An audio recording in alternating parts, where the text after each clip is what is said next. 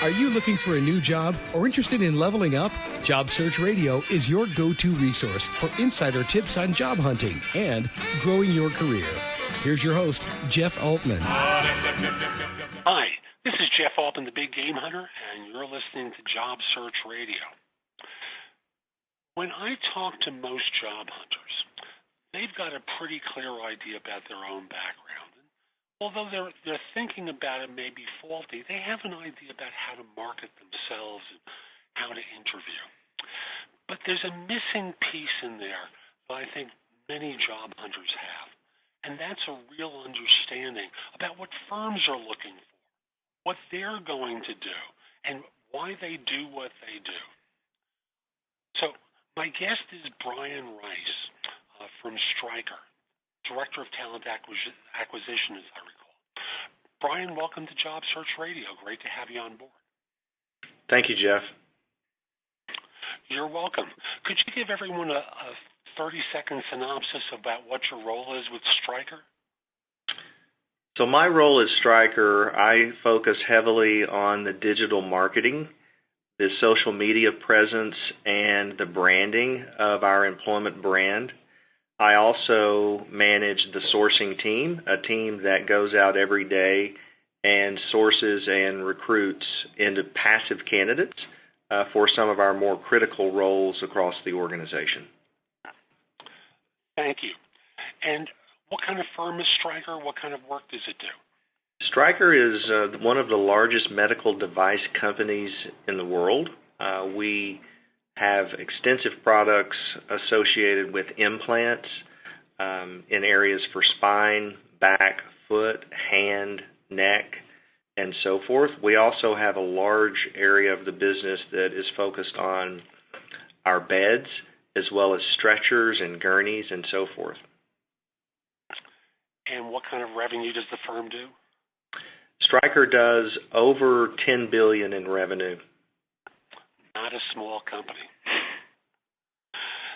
So how do you find people? How do you do outreach to individuals to locate them for these critical positions?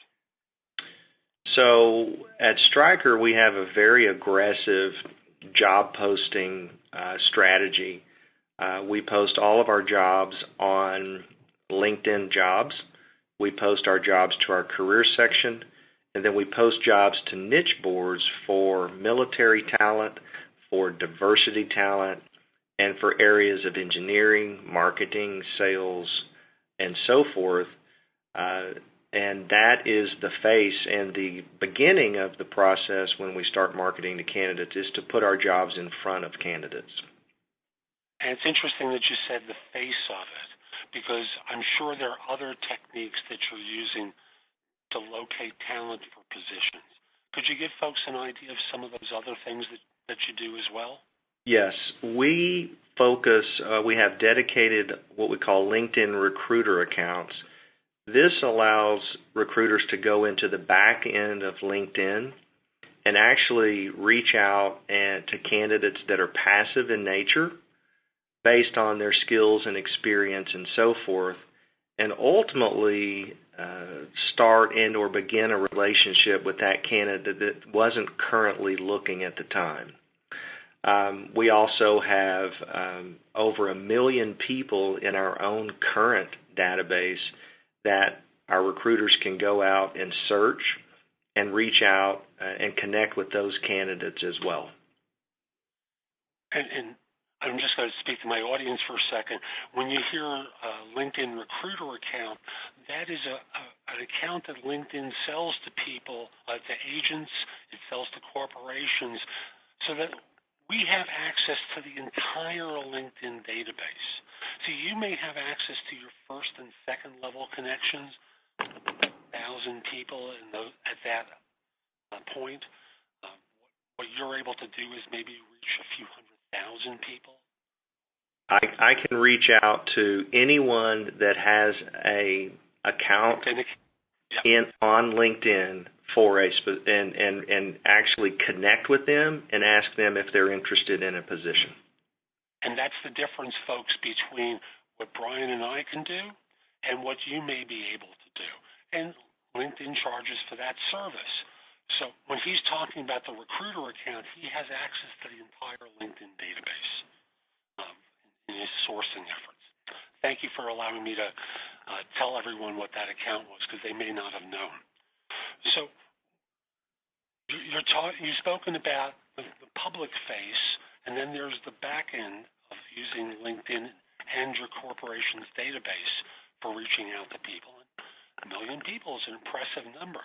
So are you suggesting that individuals should just send a resume, whether they might fit or not fit? What I would recommend to your listeners, Jeff, is that, one, that they have a complete and updated LinkedIn profile, and they are applying for Stryker roles or any positions with other companies with a quality and well-written resume. What you want to do more than anything is have a quality LinkedIn profile, because most recruiters will go look at your profile once your resume has been received. And what are you looking for when you're doing that? Are you looking for consistency or something else? We're looking for, on LinkedIn, you're able to list some of the key projects you've worked on, some of your key accolades, some of your key accomplishments. We're looking at that in addition to your endorsements. How many people have endorsed you, and for what skill sets have they endorsed you for? And then ultimately, is it well written? Have you put some time into it? And how many connections do you have? Are you connected to 100 people, or do you have 3,000 connections? What does that mean to you when they have 100 versus 3,000? So someone that has more connections than, say, 300 to 500 is someone that's actively updating their profile. To me, it says that they're serious about their network and building their network. They have friends in the industry. They have people that support them in the industry, and people that more than likely will speak on their behalf. And they do speak on their behalf whenever they do endorse them, or when they literally do write a recommendation for that individual. It almost serves the purpose of a reference. Thank you. That's very well put. Folks, you get that.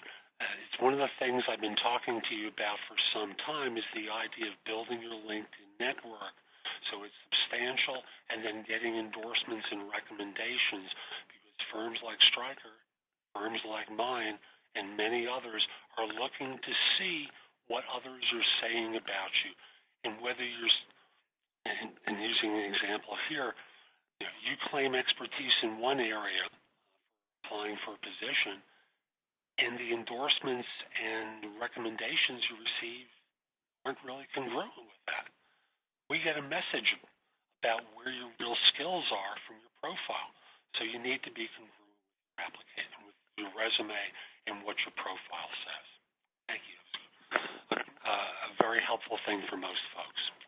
So you get a resume in, and it's against a particular job. Let's kind of walk through the process with folks about what the assessment process at your firm might be like. So the position is posted. The individual that's interested in the position will apply. That resume goes into our applicant tracking system, which at Stryker is Connexa. On average, we have probably 100 up to over 500 applicants per job. The individual is placed in the system at the time in which they applied. So the recruiter will go in and review the resumes as they come in. The candidates are dispositioned, which means that they will be given a status of move to phone screen or does not meet minimum qualifications in the system. Any individual that's selected to do a phone screen or a pre-screen, the recruiter will obviously evaluate that resume thoroughly against the job descriptions, and then reach out to the individual to set up that first initial contact to assess their interest, their salary, their willingness to relocate, their intent for looking for a new position. Based on a productive phone screen, at that point, the recruiter will forward the candidate's resume over to the hiring manager. The hiring manager will review the information and respond back with a, let's meet or not interested. From there, if the individual moves forward, they will have a phone screen with the hiring manager. If the hiring manager likes what he or she hears, the candidate will be invited to interview on site. Also, one thing that's very, with respect to Stryker, is interesting is that we do a Gallup survey. So anyone that interviews for a role with us for a professional position has to do a very lengthy Gallup survey. Once the Gallup survey is completed, the information is shared with the recruiter and the hiring manager, and at that point, the hiring manager makes the decision to move forward or not. Bryan, you've given us a lot of meaty material, so I'm going to go over some of it and break a little bit more detail. A last point you made, what's a Gallup survey? So the Gallup survey is built around 32 specific key competencies that we have designated here at Stryker, and we have questions built around those key competencies, about 3 to 4 questions per key competency. What happens is the individual will go through a Gallup screen, and then at the end of that screen, that individual is given a score. If that score falls at or above the level that's prescribed for that position, they're considered to be congruent for the position, and we, at that point, move forward with them in the process. If it comes back and the individual is considered to be non-congruent, which means that their score was lower than the prescribed number, then that candidate, we no longer move forward with that candidate in the process. So I'm just going to pick out a term, not knowing whether it's in the screen and frankly not expecting it to be there. So let's say one of the personality attributes being looked at is aggressiveness or the lack thereof. There are 4 questions that are being posed in different places in this survey in order to determine whether or not this person might be aggressive. And certainly one of the questions is not, hey, are you aggressive? Yes, you're correct. It's your basic good quality industrial psychology test that allows people to reveal personality attributes. Correct. Terrific. Now, folks, we're going to be back with more from Bryan in just a moment, but first my job search insider tip for this show, which is about a Google Chrome extension that I think you should download and use as part of trying to find people to submit your resume to or to network with. Now, this is specifically for Google Chrome. It doesn't work with any other browser. And the extension is called Profit. P-R-O-P-H-E-T. You'll probably be able to get it in the Chrome store. I believe it's extensions.google.com, or you can go to recruitingtools.com and download the product. You might want to do a Google search for Profit and recruiting tools to locate as well. 3 different ways that you can find it. The way the tool works is, let's say you go to a LinkedIn page or you go to about.me and you see someone that you want to connect with because in some way they're related to a search that you're involved with. They have information that might be helpful. You think they might be able to provide you with an introduction. You want to network with them and build a relationship. The extension would fit in the upper right-hand corner of the browser with a little arrow there. You click the arrow, and the person's name appears. If the email address does not instantly appear, you might have to tap on a little button that allows it to start searching for it. and it comes back with three answers. The first one is verified, which includes a thumb up. Then there's unverified, which is their best guess based upon the typical pattern from that firm as to what the email address might be. And then there's a third option as well. I don't recall at this time. Those two are the primary ones you want to be concerned with. If it's verified, you obviously have the ability to send an email out to that person right away.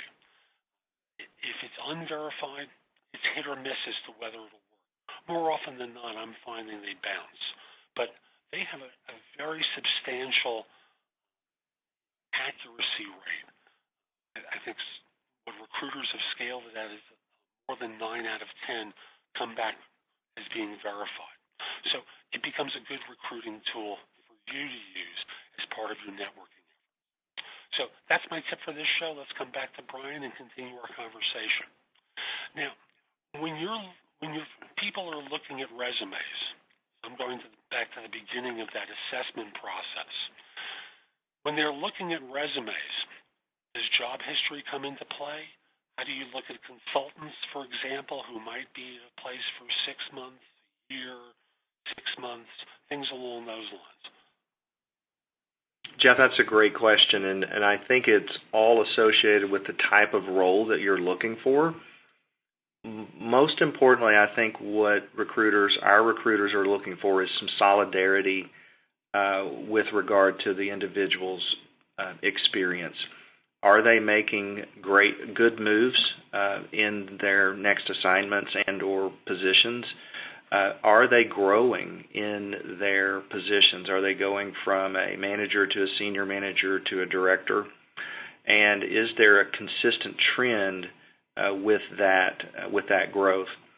I think secondly, it's very important for individuals to have clearly written resumes to show exactly what they've accomplished, and more so in a bullet format with the things that they're accomplishing versus what I would call a paragraph or two in the role that they're in.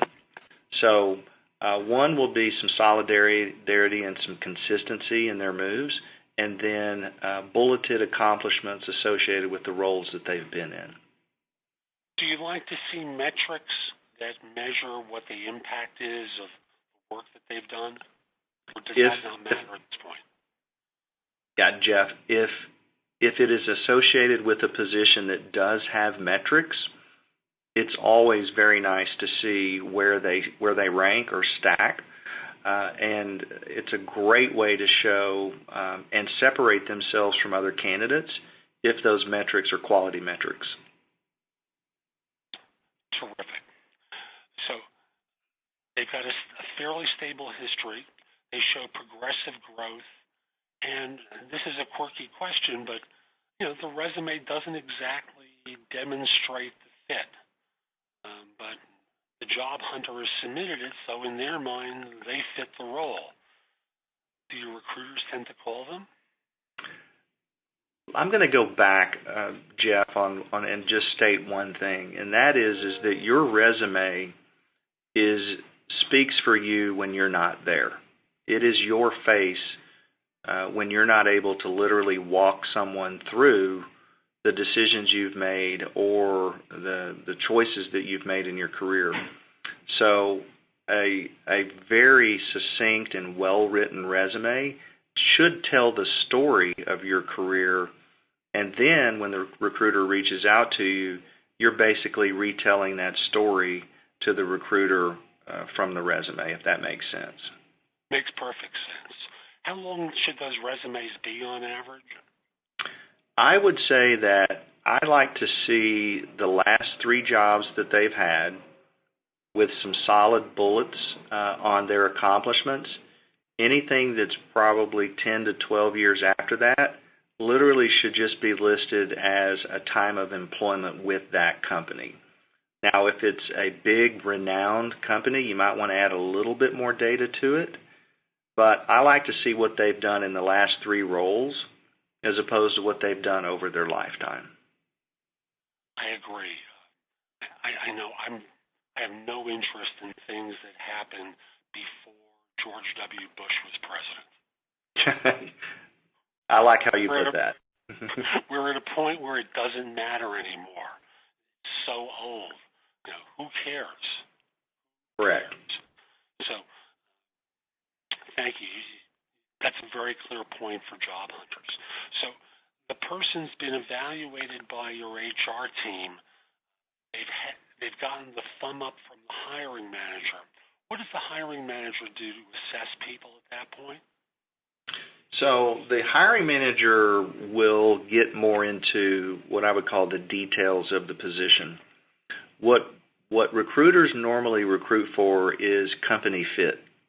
And they look at the designated areas of the role that the individual needs to be good at or needs to understand, but the recruiter doesn't have the technical aptitude to go deep in those specific areas. The hiring manager's role is to really dig deep in those specific areas to ascertain if that individual, if hired, could actually accomplish what needs to be done in the role. So the recruiter really does more of the, I would call, touchy-feely. Are they a company fit? They will do a little bit of a deep dive if they're a recruiter that understands the business in that specific area. But the hiring manager truly does dig into the technical aspects of the role. Terrific. And this, again, another quirky question. What helps them understand whether or not they are I'll call it a social fit, but actually let me strip out that word. Let's just call them a fit for the organization. What factors come into play there? Well, obviously, your past roles, what types of companies have you worked for? Companies like PepsiCo are constantly changing, and if someone comes from an environment like that, you know that they're relatively adept at accepting and understanding change. Individuals from smaller companies may struggle in that area in that they haven't had to deal with a massive amount of course correction and change on what I would call a larger scale. I think that's probably one of the most important. Thank you. And it's interesting, you use PepsiCo as an example, given your own history. So now the manager's done the deeper dive, and what now happens when they come in for the in-person? So with the in-person, we hand off the candidate to what we call our candidate care team. One thing I will say as a plug for Stryker is that we did win a candidate care award this year for the way that we manage our candidates, the level of professionalism associated with what we do in that space. So we're very proud of that. But the candidate care specialist will deal with all the logistics, the interview setup, reach out to the candidate, set up flight, etc. And at that point, we will fly the individual in to go through probably at minimum of 5 to 7 person interview panel that will take course over about a 6 to 7 hour period. As individuals, as one large panel, what does the process look like? Yeah, no, I probably stated that wrong, Jeff. It's a panel of interviewers, but it will take place individually with those specific people that are on the interview schedule. So about 30 to 45 minutes per interviewer. And then at the end, those individuals will come together and do what we call an intake session and basically share their feedback, good, bad, or indifferent, on the candidate. And that information is then given to the recruiter on a basically go, no-go status, or in some cases they may come back and say, we need more information. Several of my clients do much the same thing. They'll do fly-ins, put people through a lengthy day of interviews with 5, 6, 7 people, and then the interview team will sit together and do what is referred to as thumb up, thumb down, or neutral. Same process. If you need more information, the recruiter or someone in the organization representing the team goes out and gets it. Nice. And how is compensation constructed at the end of all this? assuming that a hire is going to take place? Are there formulas that are worked with? How is that looked at in making a decision? Well, first we look at what the individual is making, and more than likely the individual will not be pursued if they're outside of what we call the range for hiring for the position. In most cases we do want to give the individual an increase in the position, but we work very strategically with our HR business partners. We evaluate and look at our internal equity as well as what the market is for that type of position, and then we put together what we feel is a very competitive offer for that candidate. Job hunters sometimes get advice to never reveal what they're currently earning, because after all, the logic is he or she who speaks first loses. How does your firm respond when someone is unwilling to reveal their current compensation? That's a great question, Jeff. Across the board, we are not going to move forward with that candidate until we have a little bit more transparency around their expectations as much as what they're currently making. I think in some cases there are individuals that are very underpaid, and if you only share what you're currently making, that could really drown out what could be, I think, a very competitive offer. I would highly encourage your listeners to share with the recruiter what their expectations are to make a move, and then be very consistent and honest in that feedback, because when a recruiter does go to make an offer, it's going to be based around what you told them. And changing that at the end of the game can be devastating to the recruiting process as well as to a potential offer to that candidate. And a person may prefer your organization versus another one and may be making a, quote, stronger offer. And if the candidate hasn't communicated that information along the way, then there's a problem that shows up and they lose out on the better situation, all because they neglected to say something. Do you encourage, and I'm pretty sure I know this answer, if things change and someone's about to get a competing offer while you're going through your process, do you want to know about that? Do you want them to tell you what the other offer is? How do you want them to communicate with you, or do you want them to communicate? In those cases, we do appreciate the transparency.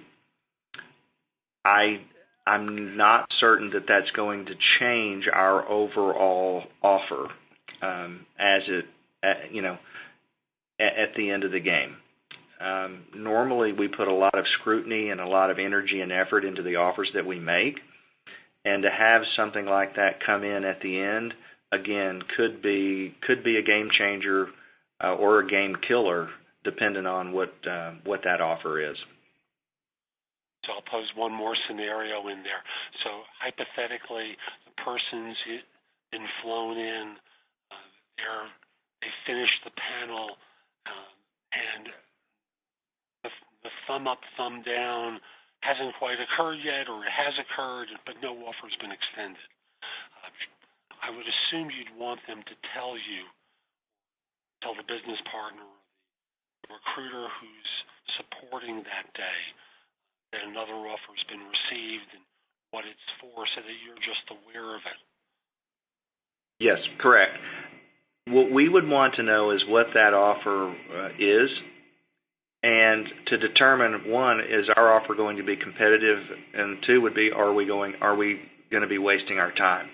Because when, like I said, we put a lot of scrutiny and a lot of work and energy around these offers, we involve our HR business partners, our compensation team, as well as the recruiter. And if we can avoid any work that doesn't need to be done, that would certainly help us. If we are close on the offer, it could make an impact on what might be $500, $1,000, but we are not going to get into the business of negotiating back and forth multiple times to get to a dollar figure that we ultimately never could have gotten to anyway. Perfect. Are there any other points that you'd want to share with my listeners about how your firm evaluates people, how you assess them, that would be useful for them as they prepare for interviewing? So one thing that I'm impressed with is when a candidate comes to an interview and they sit down and they're able to tell you a little bit about your background and your history. I would encourage your listeners to use LinkedIn, and if they're given an interview schedule, take that interview schedule, cross-reference it on LinkedIn on who you're meeting with, and I can assure you it will give you significantly more confidence when you go in and meet with those individuals you're interviewing with. And the fact is that you may actually have something in common. You may have gone to the same school. You may be in the same sorority or same fraternity. And it gives you that little bit of an edge that you wouldn't have had if you hadn't done that. Beautiful. How would you want them to reveal that in the interview? Is there something that you can recommend? Using yourself as an example, they went to the same school as you. I would hope that individual would bring that up in the beginning, and that would be, Bryan, it's a pleasure to meet you. I looked at your LinkedIn profile and I noticed that you worked at PepsiCo. I worked at PepsiCo for 5 years myself, and then just start the conversation, because what that does is it puts both interviewers and interviewee at ease. You've got something there that's common between the two of you, and it lets you put down your guard a little bit and be a little bit more relaxed when you start the interview. Thank you, Bryan. How can people find out about Stryker, positions available, what it's like to work there? How can they do that kind of homework? I would encourage anyone on this listening to go to our Stryker Careers page on Facebook, become a follower on Facebook, a follower of Stryker on LinkedIn, as well as Twitter. We have a very aggressive and comprehensive social media program for careers where we're always sharing highlights about the company, accolades we've gotten, awards we've won. And what it does is it's very easily, you get updates every day that will give you more information about the company that you're interested in. So become a follower. I encourage you to do that. Terrific. And folks, it's spelled Stryker, not I. So, folks, we're going to be back next time with more information to help you with your job search. I'm Jeff Altman, the Big Game Hunter. Pay a visit to my website, which is thebiggamehunter.us. I have a lot more content, plus you can listen to more of my podcasts there as well. Hope you have a great day. Hope you enjoyed the show. Take care.